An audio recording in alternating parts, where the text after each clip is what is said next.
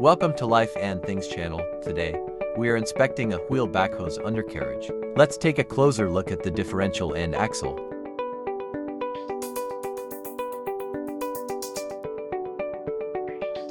Visual inspection reveals signs of wear and potential issues.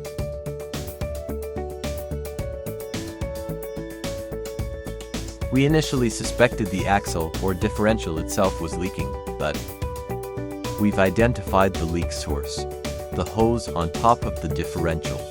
Further inspection reveals the differential's top-mounted hose is leaking. The leak is coming from the hose positioned atop the differential. Thanks for watching. If you have questions or similar experiences, share in the comments below.